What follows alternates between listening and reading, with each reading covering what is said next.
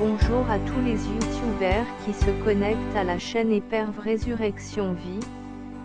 Aujourd'hui, étudions Épistréphos Je me convertis référence Strong 1994.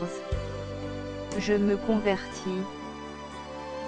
Je me convertis en changeant de direction sur la base de.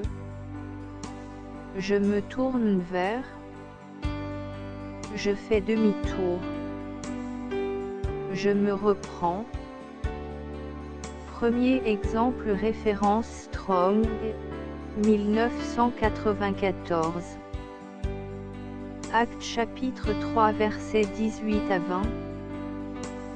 Mais Dieu a accompli de la sorte ce qu'il avait annoncé d'avance par la bouche de tous ses prophètes, que son Christ devait souffrir. Repentez-vous donc et convertissez-vous, pour que vos péchés soient effacés, afin que des temps de rafraîchissement viennent de la part du Seigneur, et qu'il envoie celui qui vous a été destiné, Jésus-Christ. Pierre parle au peuple après la guérison du boiteux de naissance. Il invite ceux qui ont crié Barabbas à changer d'avis et à penser différemment au sujet de qui est Jésus-Christ et à se tourner maintenant vers lui. Ceux qui ont fait un demi-tour vont pouvoir être baptisés pour la délivrance de leurs péchés, en particulier celui d'avoir crucifié le prince de la vie. L'esclavage du péché provoque le dessèchement spirituel alors que le rafraîchissement inonde ceux qui ont changé d'avis pour corriger de tout cœur avec aversion les péchés passés contre Jésus-Christ et qui font demi-tour pour aller vers lui. Second exemple référence Tron 1994. Actes chapitre 9 versets 34 à 35. Pierre lui dit: Aîné, Jésus-Christ te guérit. Lève-toi, et arrange ton lit. Et aussitôt il se leva. Tous les habitants de Lydde et du Saron le virent, et ils se convertirent au Seigneur. Les saints, c'est-à-dire les disciples de Jésus vivant à Lydde, sont visités par Pierre. L'endroit n'est pas encore totalement gagné à Jésus-Christ. À cette occasion, Pierre remarque qu'il y a un paralytique nommé Aîné bien connu des habitants. Il est miraculeusement guéri. Il s'ensuit alors que tous se tournent vers le Seigneur sur la base du miracle de la guérison d'Aîné. Ils vont se repentir, être baptisés pour la délivrance des péchés, et recevoir le Saint-Esprit, comme cela se passe chaque fois qu'il y a des conversions. Troisième exemple référence Strong 1994. Actes chapitre 14 versets 14 à 15. Les apôtres Barnabas et Paul, ayant appris cela, déchirèrent leurs vêtements, et se précipitèrent au milieu de la foule, en s'écriant, Ô hommes, pourquoi agissez-vous de la sorte? Nous aussi, nous sommes des hommes de la même nature que vous, et, vous apportant une bonne nouvelle, nous vous exhortons à renoncer à ces choses vaines, pour vous tourner vers le Dieu vivant, qui a fait le ciel, la terre, la mer, et tout ce qui s'y trouve. Paul et Barnabas sont à Lystre. Un homme impotent des pieds depuis sa naissance se met à marcher sur l'ordre de Paul. La foule veut faire un sacrifice d'un animal croyant qu'ils sont des dieux, ce qui est évité de justesse en appelant les païens à se détourner des idoles et à se tourner vers Dieu. Quatrième exemple référence Tron 1994. Première épître de Pierre chapitre 2 versets 24 à 25. Lui qui a porté lui-même nos péchés en son corps sur le bois, afin que morts au péché nous vivions pour la justice. Lui par les meurtrissures desquelles vous avez été guéris. Car vous étiez comme des brebis errantes, mais maintenant vous êtes retournés vers le pasteur et le gardien de vos âmes. Nous étions 5 bergers. Chacun suivait sa propre direction sans bien savoir où il allait se retrouver. Nous avons fait demi-tour. Dès que nous avons reconnu la voie du bon berger, se convertir, c'est trouver la protection auprès du Seigneur. Cinquième exemple, référence Strong, 1994, Actes chapitre 28 versets 26 à 28.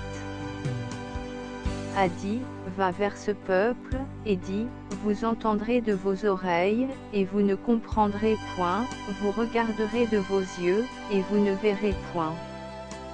Car le cœur de ce peuple est devenu insensible, ils ont endurci leurs oreilles, et ils ont fermé leurs yeux, de peur qu'ils ne voient de leurs yeux, qu'ils n'entendent de leurs oreilles, qu'ils ne comprennent de leur cœur, qu'ils ne se convertissent, et que je ne les guérisse.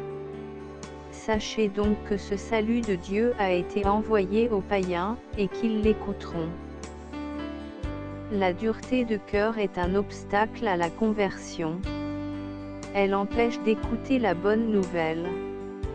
L'incrédulité, les raisonnements, les croyances religieuses, les pratiques occultes et les choses semblables sources de malédiction endurcissent les cœurs.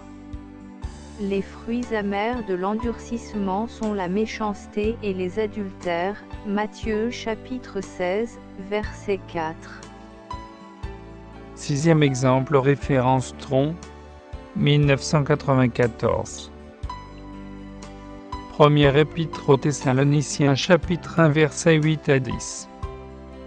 Non seulement, en effet, la parole du Seigneur a retenti de chez vous dans la Macédoine et dans l'Achaïe, mais votre foi en Dieu s'est fait connaître en tout lieu, de telle manière que nous n'avons pas besoin d'en parler, car on raconte, à notre sujet, quel accès nous avons eu auprès de vous, et comment vous vous êtes convertis à Dieu, en abandonnant les idoles, pour servir le Dieu vivant et vrai, et pour attendre des cieux son Fils, qu'il a ressuscité des morts, Jésus, qui nous délivre de la colère à venir.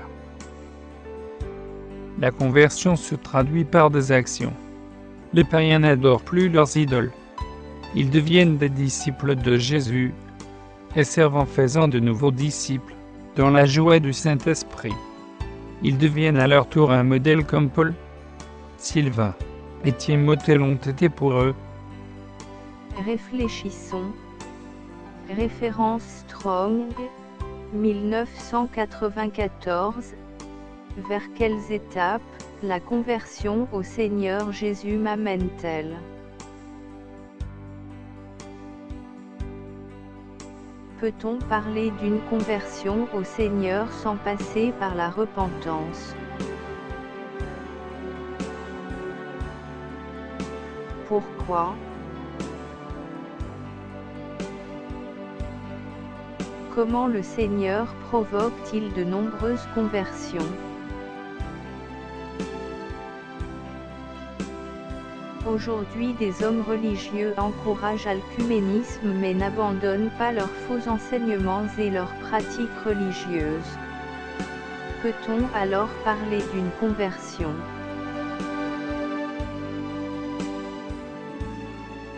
Qui suivons-nous quand nous sommes convertis? Pourquoi certaines personnes ne se convertissent-elles pas?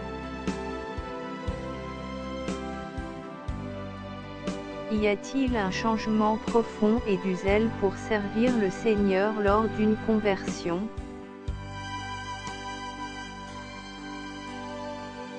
Qu'est-ce que le Seigneur attend de nous?